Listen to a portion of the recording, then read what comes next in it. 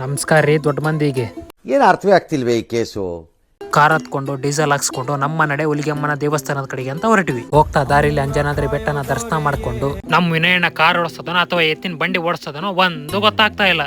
ಕೊನೆಗೂ ಹುಲಿಗೆ ಕ್ಷೇತ್ರಕ್ಕೆ ಬಂದ್ವಿ. ನಾವಿಲ್ಲಿ ಎದಕ್ ಬಂದಿವಿ ಅಂತ ಗೊತ್ತಾಗಬೇಕಂದ್ರೆ ಕೊನೆವರೆಗೂ ಈ ವಿಡಿಯೋ ನೋಡಿ. ನವೆಂಬರ್ 14ನೇ ತಾರೀಕಿಗೆ ಹುಲಿಗೆಮ್ಮ ಏನಾಯ್ತಣ? ಪ್ರತಿ ವರ್ಷದಂತೆ ಈ ವರ್ಷವೂ ಕೂಡ 18ನೇ ವರ್ಷದ ಹೂವಿನ ಹರಕೆ ರಥೋತ್ಸವ ನಮ್ಮ ಮನೆತನದಿಂದ ಸಿಂಗಪ್ಪ ಹೂಗಾರ್ ಅವರ ಕುಟುಂಬದಿಂದ 14ನೇ ತಾರೀಕು ಹೂವಿನ ಹರಕೆ ರಥೋತ್ಸವ ಇದೆ.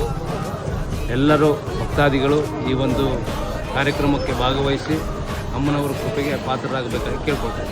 ಇದೇ ನವೆಂಬರ್ 14ನೇ ತಾರೀಕಿಗೆ ಶುಕ್ರವಾರದಂದು ಹುಲಿಗೆಮ್ಮ ದೇವಿ ದೇವಸ್ಥಾನದಲ್ಲಿ ನರಸಿಂಗಪ್ಪ ಹೂಗಾರ್ ಕುಟುಂಬದಿಂದ ಪ್ರತಿ ವರ್ಷದಂತೆ ಈ ವರ್ಷವೂ ಕೂಡ ಹೂವಿನ ಹರಕೆ ರಥೋತ್ಸವ ವಿಜೃಂಭಣೆಯಿಂದ ಜರುಗಲಿದೆ. ಮಂದಿರವ ಕಟ್ಟಿರುವಳು ಕರುಣಾಮಯಿ.